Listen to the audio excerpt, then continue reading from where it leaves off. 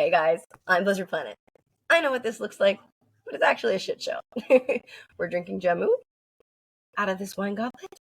There is a centipede climbing towards me. Hello. And imagine this.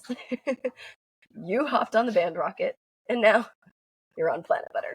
A world made of sparkly peanut butter and Blissi, the disco ball of self-reflection, the queen of Planet Butter, is whirling around in her transforming convertible. Eastern philosophy says no ego. Western philosophy is driven by ego.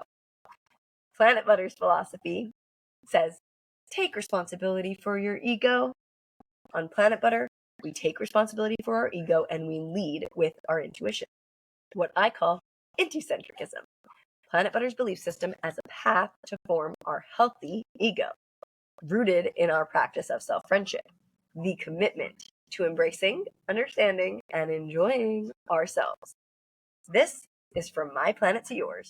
The I stands for intuition, where we think objectively, critically, and creatively to fuel the growth of your planet. Thanks for joining me in my 57th episode, where we have a plot twist. Now again, like I said, I know what this looks like, but it's a shit show. It's actually just the only place on this current property that had decent lighting. I'm on my knees in the pool. It is not comfortable at all. I have glasses on because I have a sty. I don't know if you can see it. And I'm a little congested because the story time that you're about to get, my body rejected this place and I had to leave. And now this is what we're working with. So bear with me today. I'm going to do my best. And thanks for your moral support. So I'm going to be telling you my survivor story of my latest adventure in Pemutaran, Northwest Bali. Basically, through the self-friendship lens of course, how I handled this situation, along with a 2-for-1 self-friendship article snippet, because both were written and published before and just on the tail end of the chaos. It'll be equal parts entertaining and insightful, as I hope to always be. And as always, a brand new question at the end for all of us to self-reflect, self-connect, and email me, myplanettoyours@gmail.com. myplanettoyours@gmail.com. So here's the first article snippet leading into the chaos. Dun, dun, dun. Okay. You're playfully invited. Let's boogie. Something to say. I've always got something to say, and today is no different. I'm in an elevated cabin amongst trees, so I call it my treehouse. Maybe a tree cabin would be more satisfactory. Nonetheless, I am so grateful. My favorite type of adventures are shutting the world out and giving my all to the present and Planet Butter, which is entirely giving to the universe at large. As per Intucentricism, prioritizing my intuition and embodying the pursuit of self-control and self-expression, leading to the collective expansion of society. I need to practice self-friendship, the commitment to embracing, understanding, and enjoying myself so I can give to Planet Butter, to the present moment, and to humanity. With visions like mine, the presence, intentionality, and isolation is essential. We're going to Planet Butter, and all 7+ billion people on this earth are playfully invited. Before I went public with Planet Butter, not like the New York Stock Exchange, more so when I stopped working exclusively in private and decided it was time to share my concepts on social media, I would regularly take adventures in the same spirit as this one, shutting the world out, honing in on mine.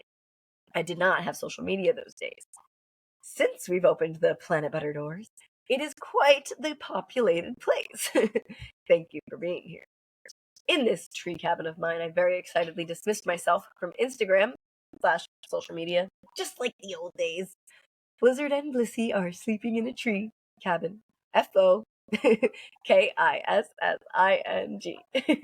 I share this to ground us in Planet Butter's current cocoon, so I thought it was not a cocoon after all, and to weave us into the consideration of releasing while giving and receiving.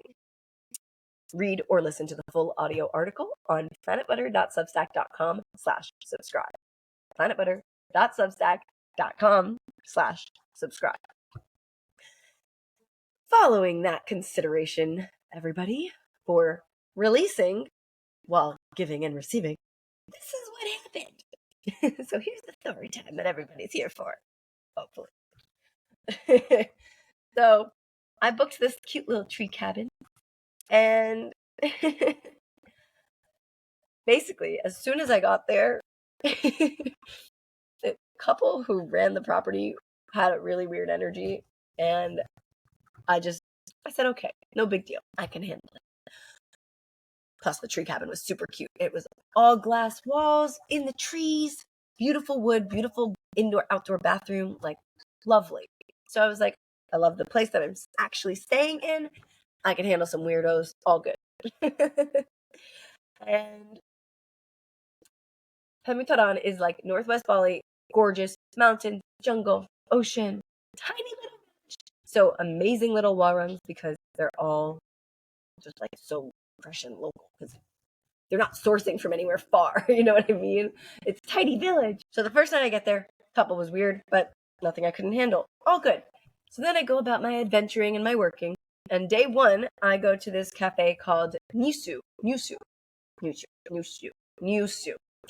And I made friends with the girl working named Audie. She said, well, her English was amazing and I complimented her English. And then she said she loved to learn English by listening to podcasts. So I obviously got so excited because I was like, I have a podcast.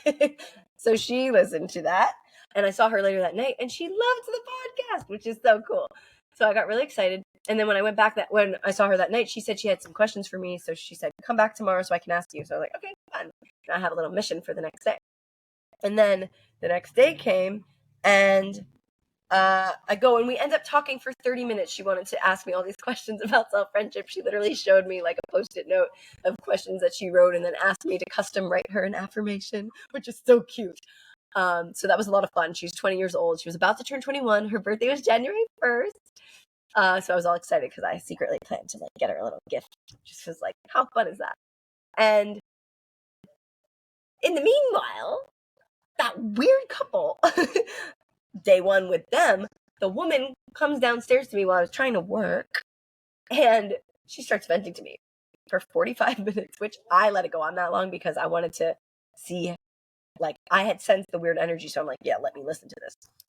And she starts venting about how unhappy she is in her marriage and how her husband gets really angry and all this ridiculous stuff. And I'm like, this is crazy. Why are you telling me this? I don't even know you and I'm staying on your property. What? So that was weird. And then it just progressively got weirder with them, right? But thankfully I made friends with that girl, and then I made friends with this other girl named Santa. Super sweet. We were laughing because like Santa and Blizzard, and we met the day after Christmas. Just funny, obviously. And by day 3, this is where it gets juicy, guys. Day 3, I return to my tree cabin house, and I discover that my lighter, because I went to go light my incense, and my lighter was on the floor, broken. The fluid was nowhere to be seen, and I was like, well, there was some thunder. Maybe it just fell over. And then I go into the bathroom, and the top part of the lighter that was broken was on the shower floor, entirely separate from the lighter itself. So I was freaked out. And, oh, wait, this is so uncomfortable. It's crazy.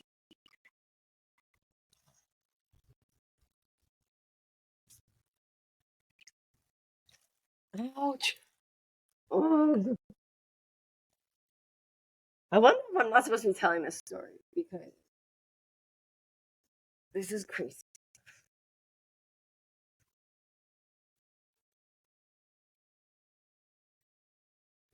Long story, semi-short.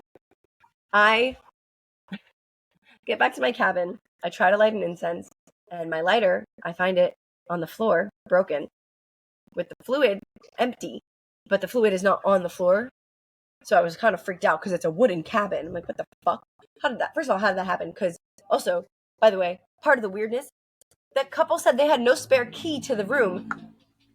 And I was like, when I first got there, I was like, well, do you want to make a spare key? That's weird. And they said, no, it's okay. And I was like, what? That's bizarre. Super weird. And then I go to the bathroom and discover the top part of the lighter, the broken part of the lighter, was on the bathroom floor. So the lighter was broken next to my nightstand where I left it. But the broken part was in the bathroom, entirely separate to the tree house that apparently had no spare key. And I did not. That's it. I did not do that. So I was so freaked out that and after they already had done so many other weird things. So I left and I went to the cafe where I made friends with that girl, Artie. And I also had made friends with the owner separately. Earlier that day, I happened to have gone and had coffee and hung out with her. And she made me a cute little rice pancake, which was a surprise and really fun. Anyway, so I go there because I was so freaked out. I'm in a wooden cabin and my lighter fluid is nowhere to be found and the lighter's broken and they said there's no spare key. And they were already weird? Absolutely not. So I leave. I go because I was like, okay, well, first of all, I'll report it to the booking company. And second, tell my parents.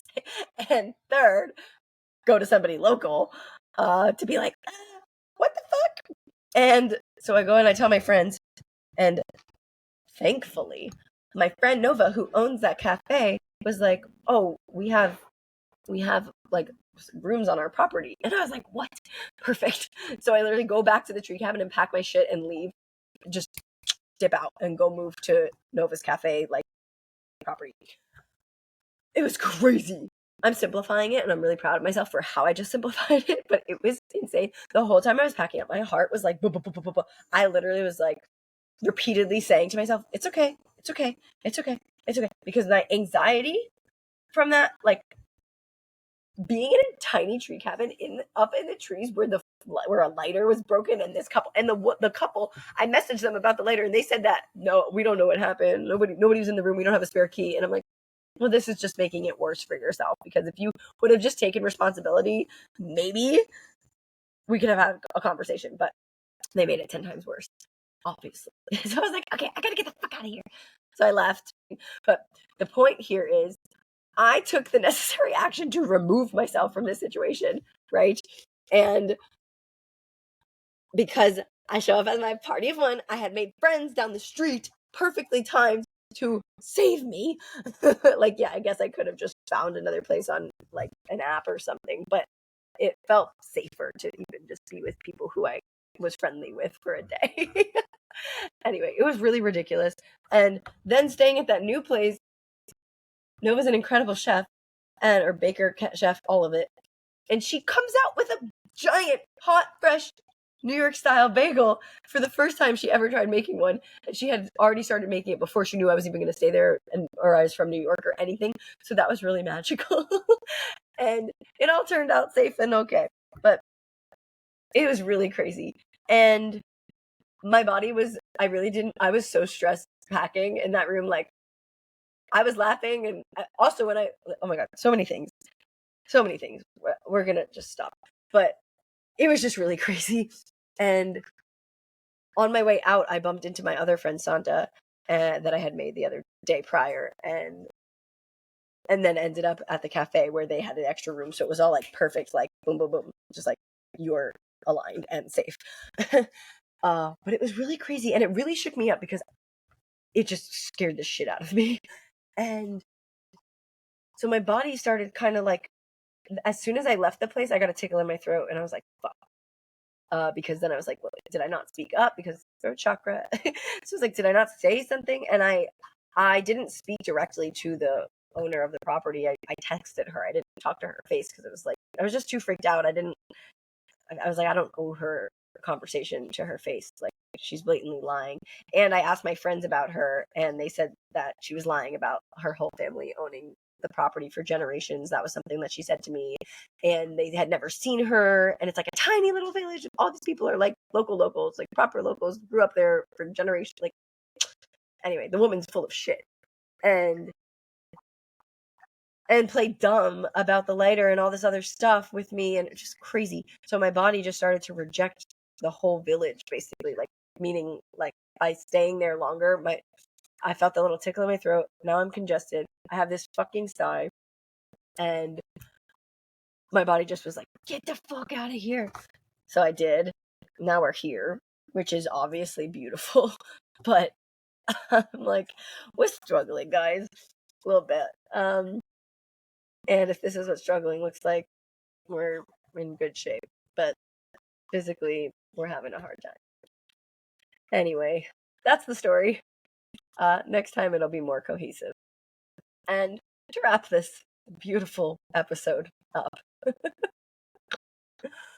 Lord, this is crazy. To wrap this beautiful episode up, the second article snippet. Ready is as boundaries are. What makes sense to you? It's not super helpful to tell people to just do it when they don't feel like they can or they're not ready. There is such a thing as ready, actually, and the readiness comes from our alignment based on our individual timeline of the development and expression of our healthy ego. Intucentricism. From Planit Butter's perspective, we are grounded in the inspiration, clarity, and fun that come with activating our commitment to embracing, understanding, and enjoying ourselves, our self-friendship practice. We also cultivate the actual mental ability to experience that feeling of readiness and the drive to take action on whatever we're ready to do. In doing so, we will likely often find ourselves doing things sooner, later, or against what societal norms might recommend. That's when the delusion kicks in, our actualizer, what propels us into the expansion of our planet.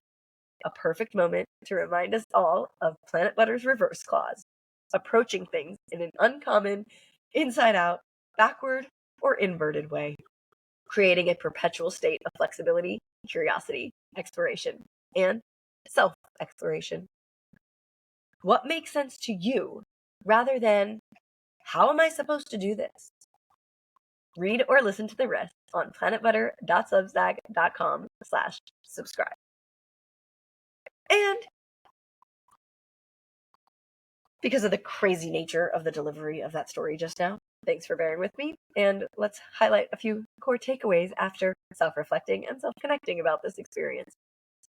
So, the additional nudges from the uni are secondary to our intuition. Meaning, when I first got there and felt their weirdness, I probably could have just started looking for somewhere else to go almost immediately. But instead, it became 4 weird things later and then lighter fluid MIA in my cabin with a broken top and supposedly no spare key later, before I took action on what really was my intuition, guys.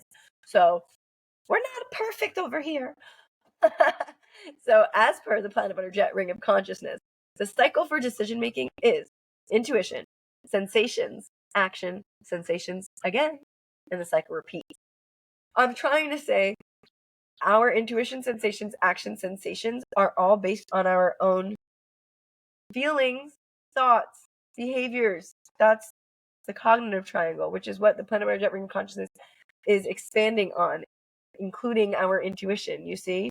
So, when the universe has to escalate things to such a degree that you do something, like, that basically means I was basically ignoring my intuition, you guys, because I was like, these people are fucking weird, but it's okay because this, and it's like, no, it's fucking not. I knew it was fucking weird. I knew it was a problem.